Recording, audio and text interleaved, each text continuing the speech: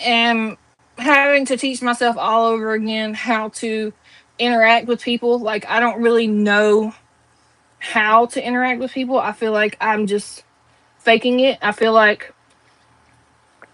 everything I learned about how to be social, I learned from watching other people. God, my eyes are watering. And it's, I'm still learning how to navigate relationships and friendships. And I feel like every friendship that I have, I end up blowing up because I let people cross boundaries that I don't reinforce. And then, like I said, my back ends up getting broken. And I just, and these are all really just, these are just my spirit and my intuition's way of telling me that this person isn't right for me. I mean, friendship wise, relationship wise, whatever the case may be.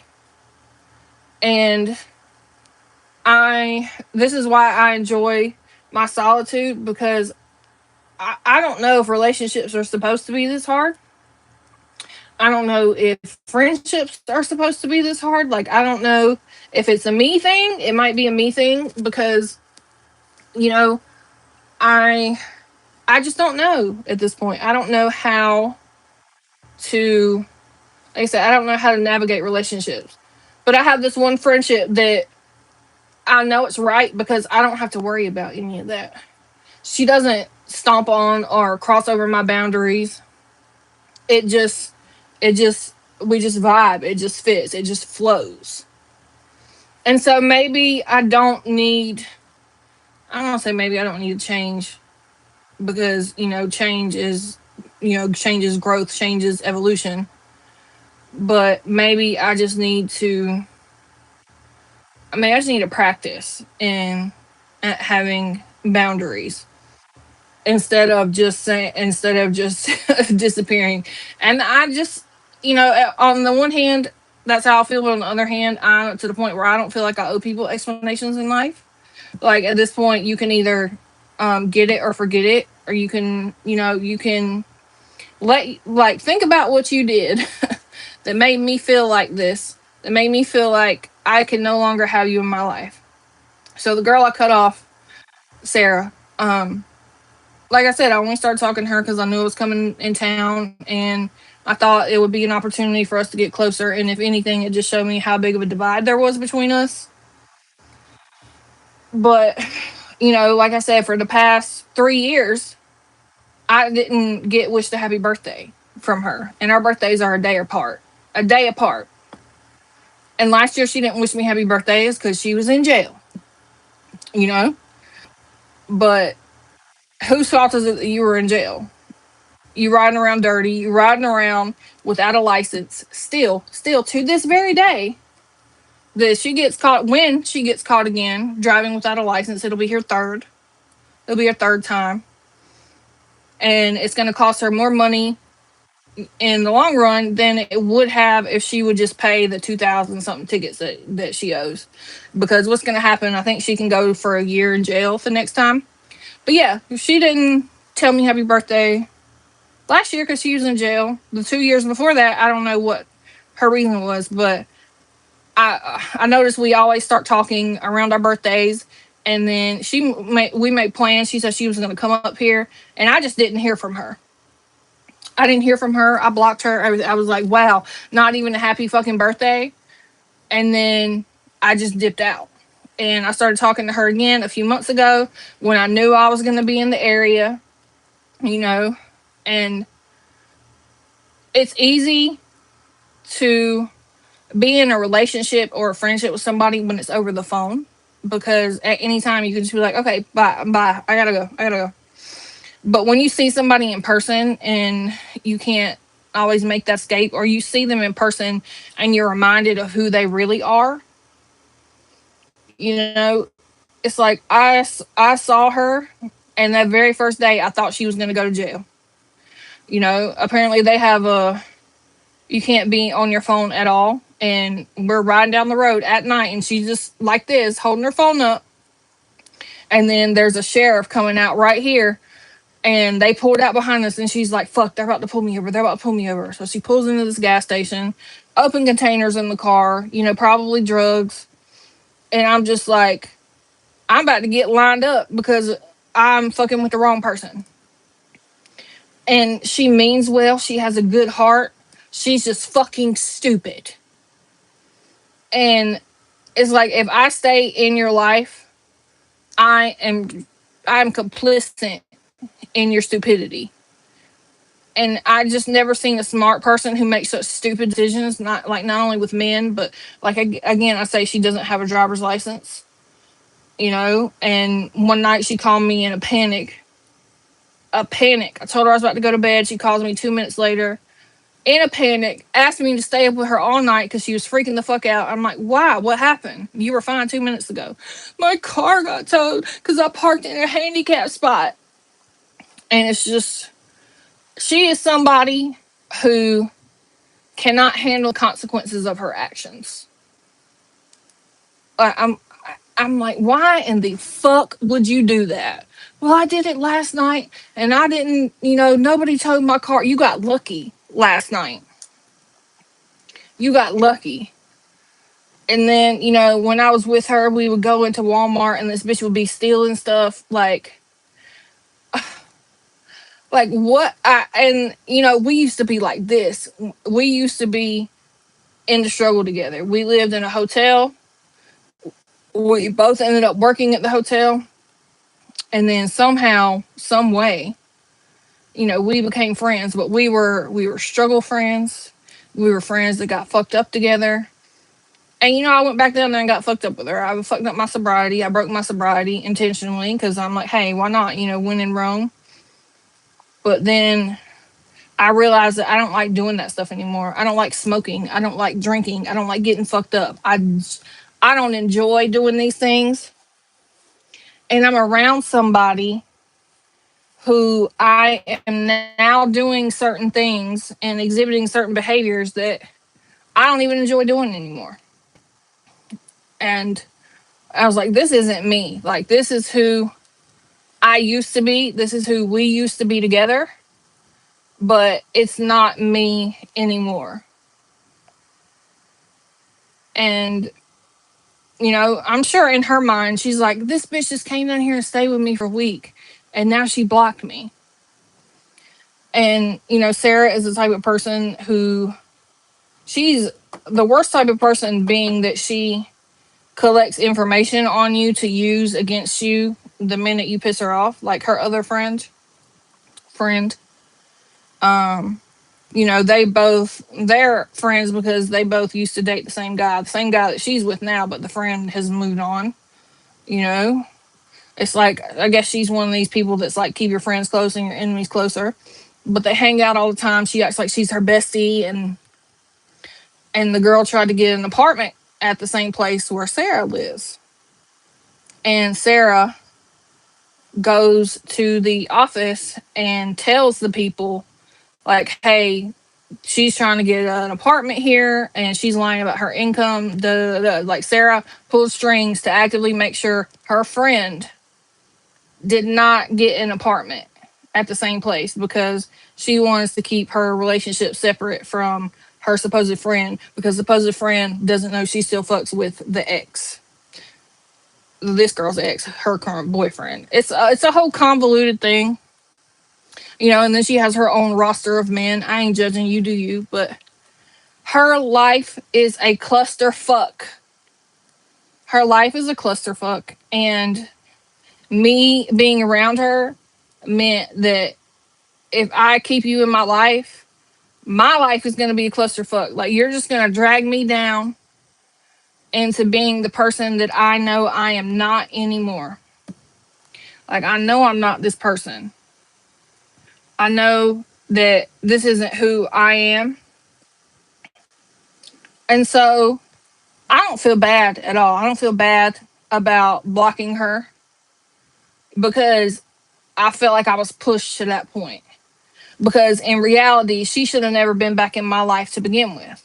She shouldn't have been there. I allowed her to come back into my life when really all I had to do was go down there, handle my business, get a hotel room, come back the next day. And she never had to know about any of it. And I made a mistake. That's on me. I made a mistake of letting her back in my life and then letting her plow over boundaries that she didn't know existed because I did not implement them. I didn't say, hey, like, you've crossed the line. And so that's why I don't feel bad about, blocking her. And it's like I felt so resentful because it's like I have so much love in my heart, and then I'll stay until the love turns to hate. And that's not any way to be. And again, this is what I say, I'm not the best at navigating relationships. I am a work in progress. And this is why I enjoy my solitude, because when it's just me, this is when I do my best thinking. This is when I do my best work. This is my ideal peopleism. It's like where I have either a live audience or an invisible audience. I can be around people if I'm performing. So this is, to me, is like I'm on stage. Imagine this is my TED talk. I feel like I'm on a TED talk and I just have an audience. But the audience can't talk back. Or if somebody does say something I don't like, I can just ignore it. But I don't know how, I just don't know how to cultivate healthy relationships. And I don't know that I want to. I feel like all the relationships I've ever had, as far as like, with the male species, they've all, when you boil it down to, they've all just been like relationships built around sex. And that's not a real relationship. You know, I have had relationships where it's like, we can't spend time together without getting naked. That was how my last relationship was, and it was super intense. The sex was amazing, but it made it feel like it was something that wasn't, because the physical was so good. But like, so the physical is up here, but the spiritual, mental is down here. So there was a huge deficit between what I thought the relationship was and what it actually was, because when you remove the sex out of the equation, there was nothing there. There's nothing to build upon. You can't build upon taking your clothes off. And it didn't make me swear off sex. Like, I'm not against sex, but I will not do casual sex, and I will not have sex with someone who is not building a relationship with me. Like, I have to damn near know your mama, your social security number, your blood type. I need to know all that before you even have a chance of getting near me. Because I almost wish I could be the carefree, 20-year-old again, who can, just use her body how she sees fit, who is young, wild, and free. And now I feel like I know too much, and because I know too much, I can't do that. I could go out and have sex with somebody tomorrow, but one, my body won't allow it. Like, my body is just saying no, and my spirit will not allow it. And this is why I say sex between men and women is an even exchange, because sex is something that feels great in the moment and then draining afterwards. And I noticed that in my last relationship too. Like, I would be, so, I mean, it was too much. Like, it, when we were around each other, the clothes are off the whole time. We would be up and at it all night, like literally all night, to the point that I was non-functional the next day. We got to the point where we wouldn't see each other the night before we had to work, because if we see each other the night before I have to work, I wouldn't work the next day. My body would be so tired from the stupid shit I was doing with it getting folded up like origami. My body would be so tired that I just couldn't handle it. And I would be so sore, and my body was trying to tell me, this isn't right. You're doing too much. And because it felt so good, I just didn't care. I just didn't care that I was leaving myself in a deficit. And we would both be putting in equal amounts of work. And then I would go home the next day and I would just have to sleep all day. And then like he would call me, oh, like he would still have lots of energy. He would be going out the next day. Like we would have plans to go out and go shopping, and then he's going out and doing those things alone because I've been fucked into oblivion and I can't do it. And so I am to a point where I will not build a relationship based on sex. And literally every person that has tried to talk to me within the past couple years, it has been because they wanted to have sex with me. You know, I met this guy on the street one day and he was not my type. And I was just like playing with my food. I gave him my number. I liked the confidence that he had. He was not my normal type. He was cute, like baby cute. 25 years old. And, you know, what turned me off about him was we had talked for a while and then we stopped talking and then he just hits me up out of the blue and he's like, oh, I wonder if you would still be down to hang out, like go out with me sometime. I was like, put something together. Like, let me know what you have in mind. I'm not taking you on a date. If you want to take me on a date, you tell me what you are going to do.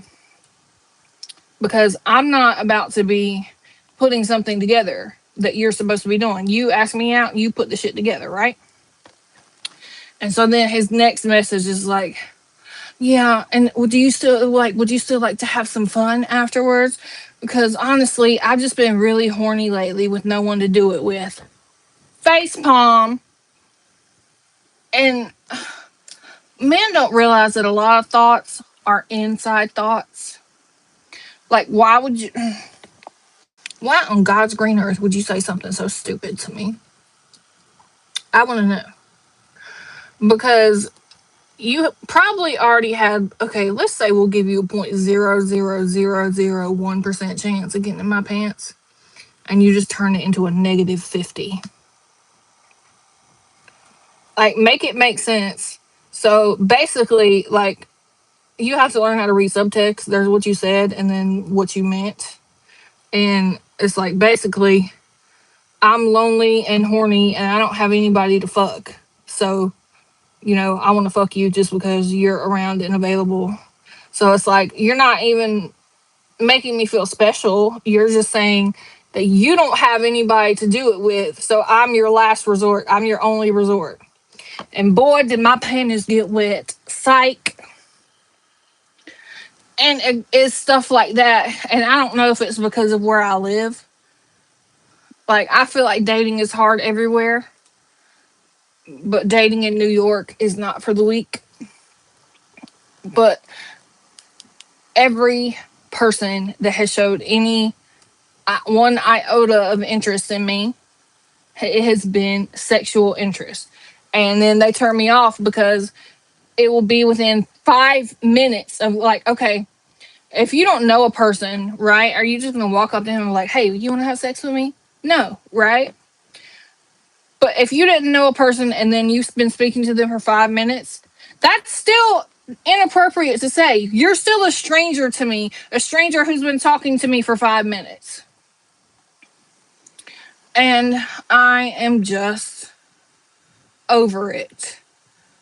I do long for companionship. I'm not going to lie. I'm not going to lie and say that I wouldn't want somebody to hang out with, to go out and do things, to go out on dates, to do things that people do. And then maybe somewhere along the line we can get naked. But that's not my primary goal anymore. I don't have the health, for one, to be getting folded up like origami every day.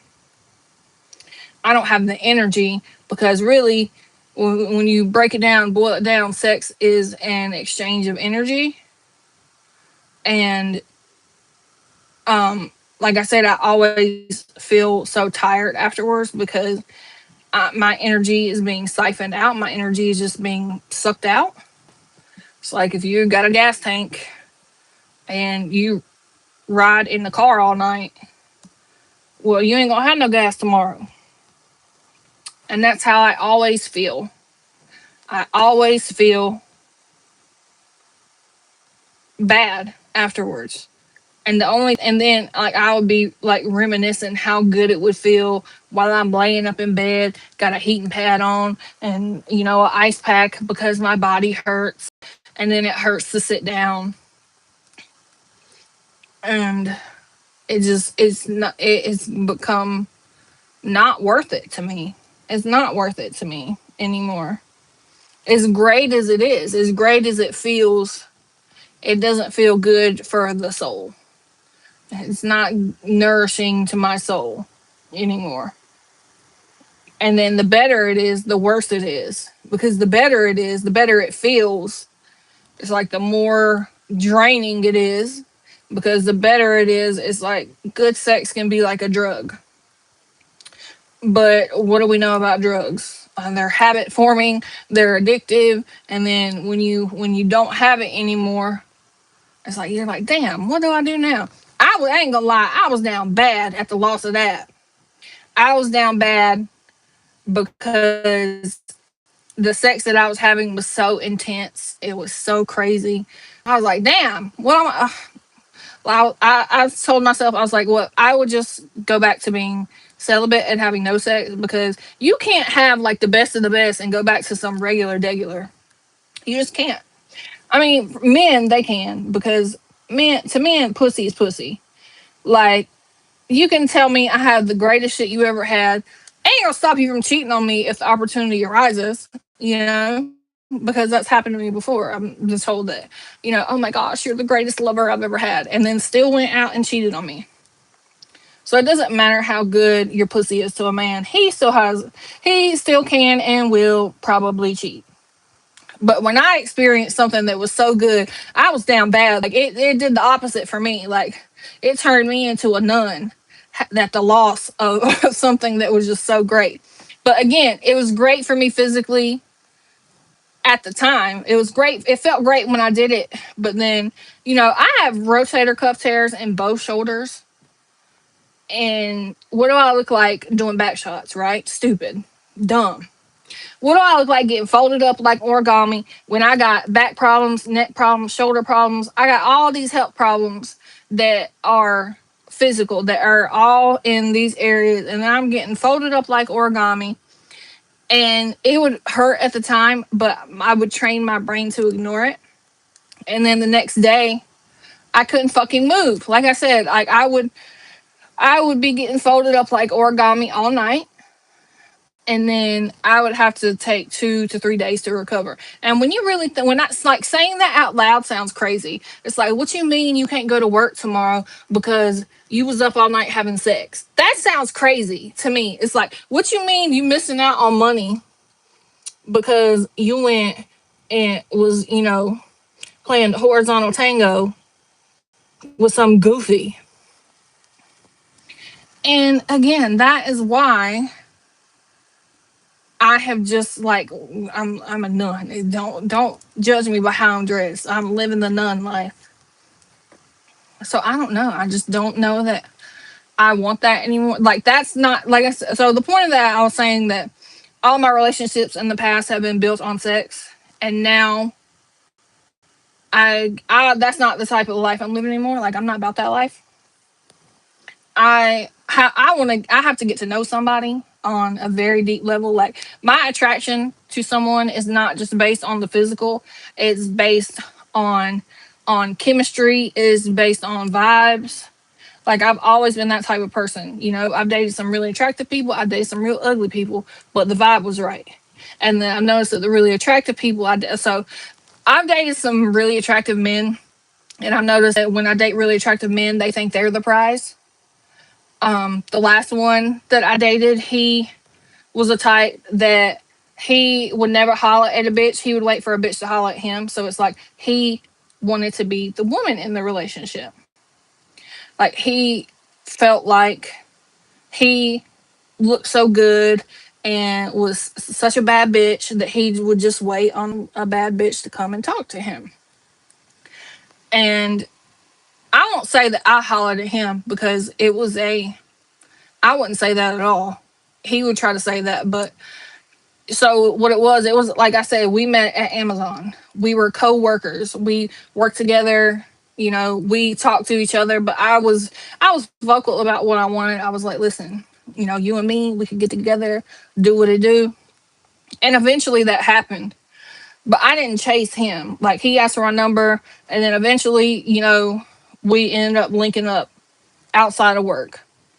And that was the dumbest decision I ever made because eventually, like everybody at work knew my business. And my dad used to always tell me, my dad, he would tell me this. If he was still alive, he'd tell me this right now. Don't get your honey where you get your money, right?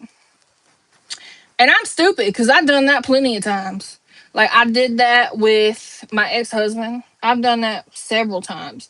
And there's this word, it's called pro propinquity, I believe is the word, and that basically means like familiarity in a surrounding. So for instance, I've seen this meme before and it's like it's crazy that we don't see each other outside of work, but I know that you tried to poison your husband.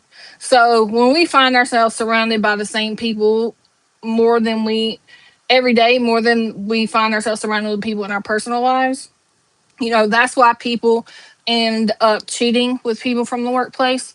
That's why people end up in relationships with people from the workplace. And that's a trap that I've fallen for many a time, and I'll never fall for again because I don't work for things. I do not work. So the chances of me hooking up with somebody at work are non-existent. You dig? But so it's basically like, let me actually give you the actual definition of this. This is a word that I like. Look at this cute. I got a new background on my iPad. Okay, let me look up this word so I can give you the actual.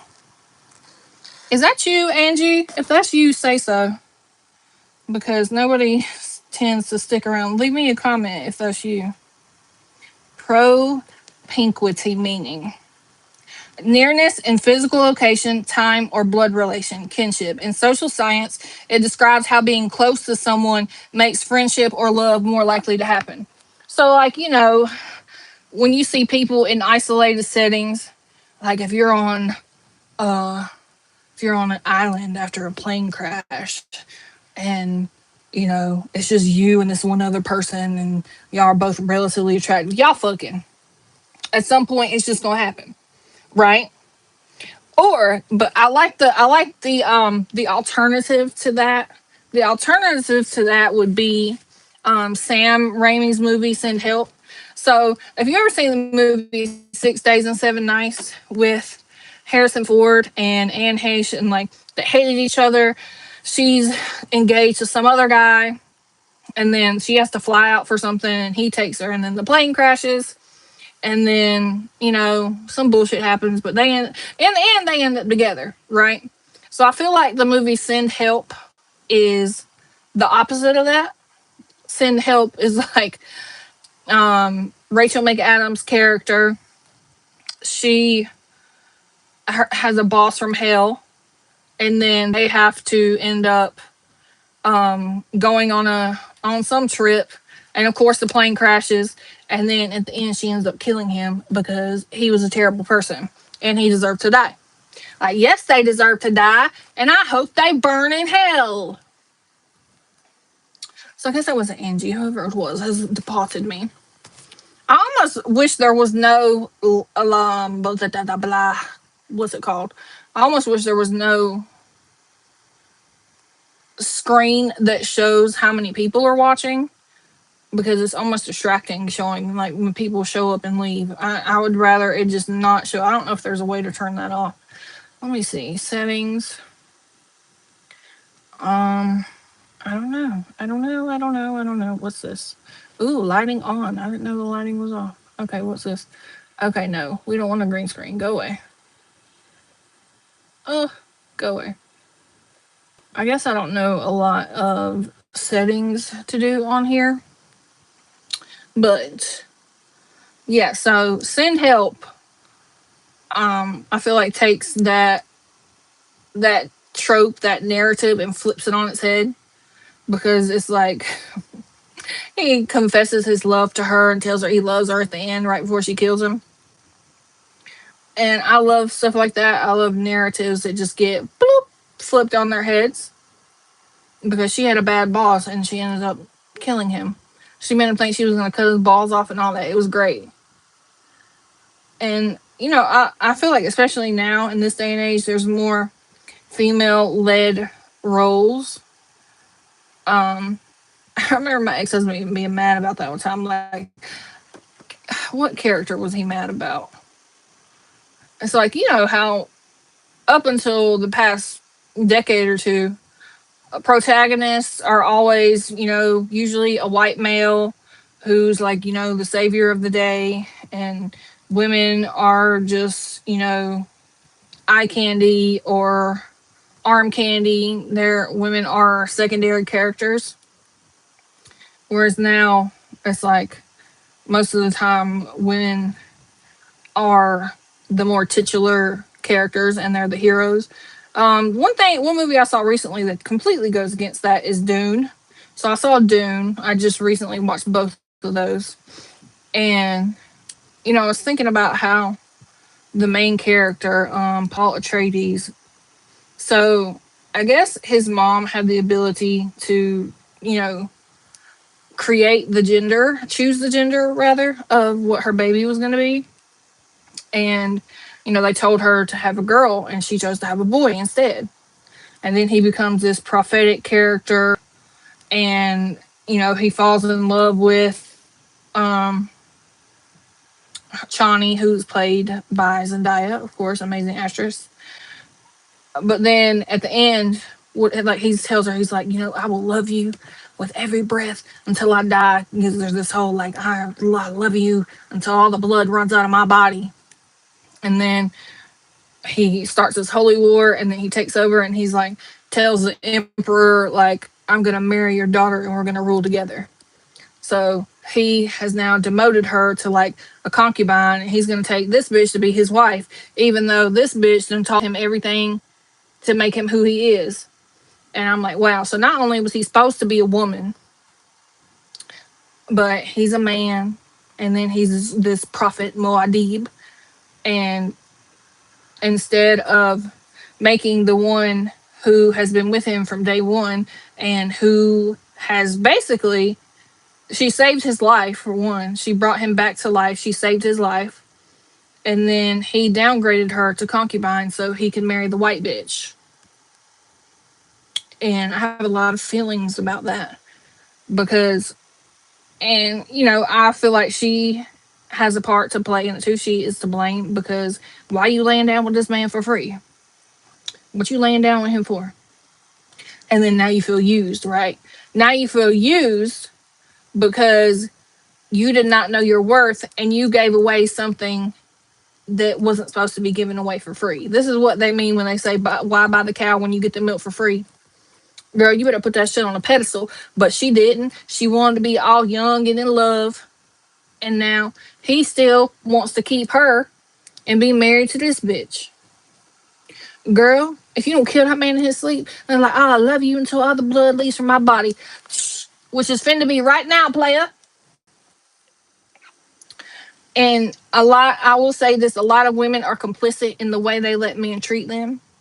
I mean, we are all complicit in the way we allow people to treat us. Like I was just talking about how I just let someone stomp over my boundaries and didn't exert myself. But we are all complicit in the way. I was just watching this movie. I don't know what it was called. Shark's Teeth or Black Water or something, with the girl Catherine Newton and Lana Candor or something like that. And so the one girl thinks that she's in charge. She's assertive, headstrong, makes terrible decisions, leaves her friends to die. And the boyfriend of this girl is telling the other one, is like, well, you're complicit too. You let her believe that she's in charge. So they are trapped in this cave, right? And the one that thinks she's in charge, she's like, yeah, we're going to do this. We're going to go here. And then half the people died because she somehow has taken it upon herself to think that she's the leader of the group, but she's really not. And I found myself in positions like that before where it's like, I don't want to be in charge. I don't want to be the leader. But it's like, if I let y'all lead, you're going to lead us off a cliff. And I've always found myself in leadership positions, even in jobs, not because I want to. I don't even like to lead people, but sometimes it's necessary. And I feel like all the media that I end up watching, it will be because there are parallels that can be drawn to my life, and I know how to see the bigger picture. Like, some people will watch a movie, and like, I was watching a movie with my ex one time, and it was about the Purge that they filmed in Staten Island. He's like, this isn't even there. That was where they filmed that, and they're saying that this is other place in Staten Island. Nobody fucking cares. Okay? You're missing the bigger picture if you're too focused on the nuance of it all. So sometimes there are times for nuance, and there are times to focus on the bigger picture. I put that in a poem. Picture this: setting the scene, taking the negative, and developing the bigger picture. And so I feel like all media is telling a story. And if you're too caught up in the bullshit to see the story, well, that's on you. And some movies are very badly made. Some don't have they don't have good storytellers to tell the story. All movies are just metaphors for something. And you have to you have to be able to see what that is yourself. And a lot of people don't know how to do that. So I feel like movies that I'm just like drawn to watch or something, I will watch it, and then I will take what is parallel about it in my life and let that be a lesson to me. There's always parallels to be drawn. Like, one of my favorite TV shows is Alien Earth. I just love the whole Alien and Predator genres anyway. I love all the movies. But what I love about this one is the fact that, you know, the main character, she evolves. She goes from being a sick, dying child to, in a hybrid body, she has the mind of a human, but an immortal body. So she's evolved to the next level. I guess you could call her transhuman or whatever you want to call it. And she is on par with the aliens. Like, she hears their language, and then she learns how to speak it. And then the predator sees her as a predator, and then they have this symbiotic relationship, and it's fucking fantastic. I find myself watching it all the time. And the ones that want to be in charge of her, she just is like, she comes to this realization. It's like, well, what if, we've been scared of them the whole time. What if it's them who should be scared of us? And she basically hacks the matrix. Like, she's able to do things that they don't give her the ability to do, because she believes in herself. She's like Neo. She's like the Neo of the alien tale. And then there's a lot of parallels with, like, Peter Pan, the one that's in charge of them, the one that created them. He is this young trillionaire, and he has his company is, named Prodigy. A prodigy is a child genius, basically. And he gives, sick children immortal bodies, because the thing that makes a prodigy is the fact that it's a child. And he's relatively young too, and that's why I feel like it's so important to be in touch with your inner child. That's why I'm sitting here in a crown, and I have, rainbow colored hair, and this pen, and rainbow everything. Ironically, there's something called Peter Pan syndrome, and it's like where an adult, you never become an adult. Let me look what that is. Peter Pan syndrome. And I kind of feel like I have that sometimes, but like the adulting thing never really worked for me. I never Really learn. Okay. It is an informal pop psychology term describing adults who are socially and emotionally immature, avoid adult responsibilities, and struggle with commitment. Struggling to pay bills, keep a steady job, or manage daily household chores. Ooh, relationship issues. Finding it hard to maintain deep emotional intimacy, make long term plans, or resolve conflicts maturely. Get the called out. Golly. I hate when something calls me out. Don't do that. I didn't ask, I did not ask you to call my name. So, yeah. Yeah. I say this often. I feel like, in the Little Rascals, when there's like those three little kids in a trench coat and a hat and a mustache, they're masquerading as an adult. That's what I feel like. I feel like I am a child masquerading in an adult's body. I don't feel like I ever learned how to be an adult. I don't know if I want to learn how to be an adult. Life is pretty good as a grown child. I like I said, I still do things that I did when I was a child. I just bought a new sticker book. Everything that I was interested in as a child, I still have the exact same interest. Um, Plus tattoos. And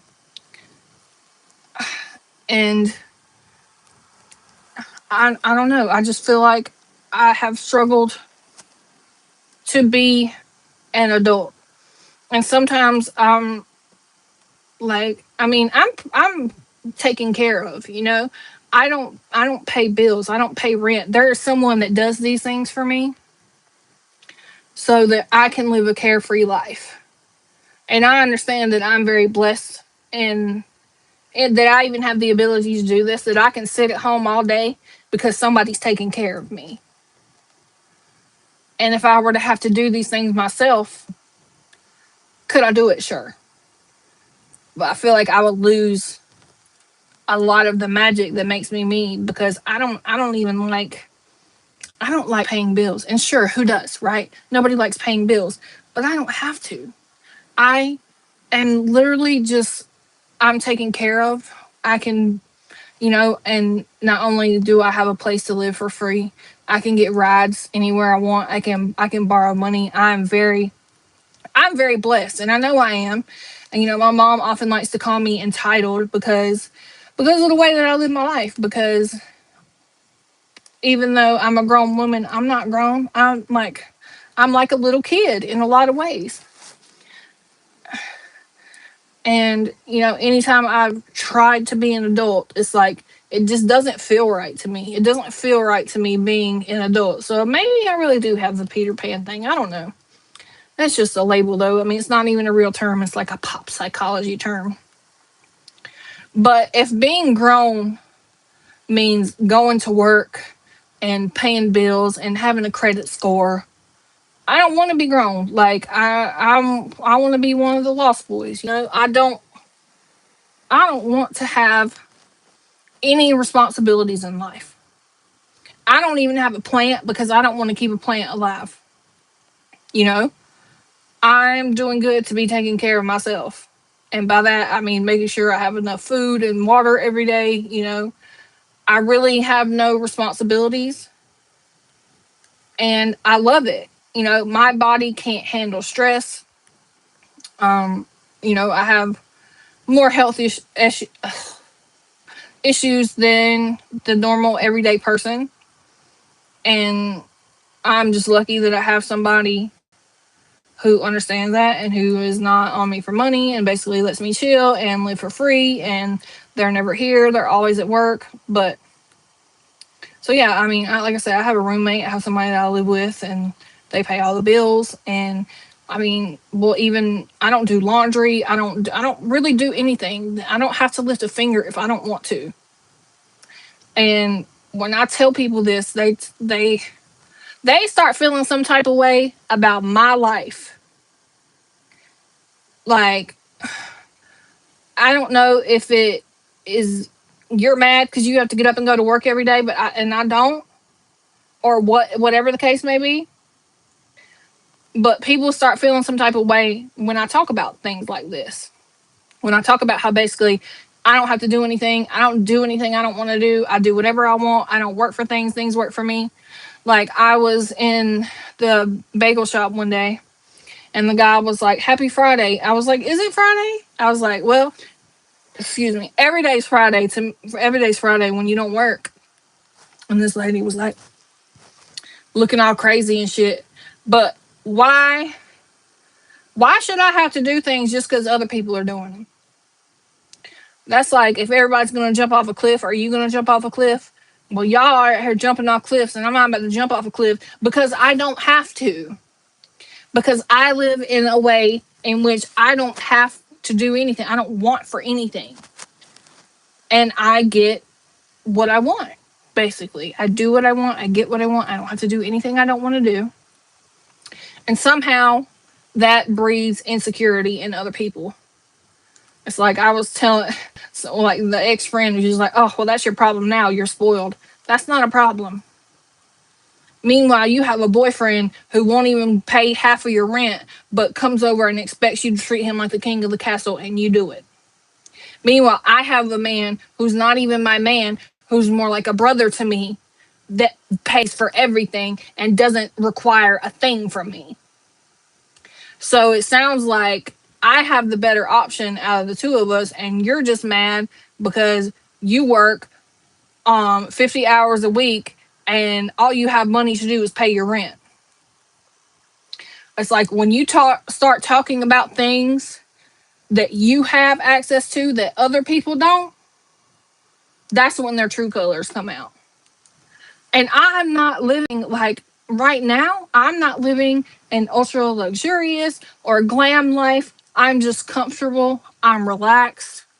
I'm on the road to the riches, of course, because this is where I'm comfortable. This is not enough for me. Enough is never enough. If you ever feel like anything is enough, then that you might as well just lay down and die.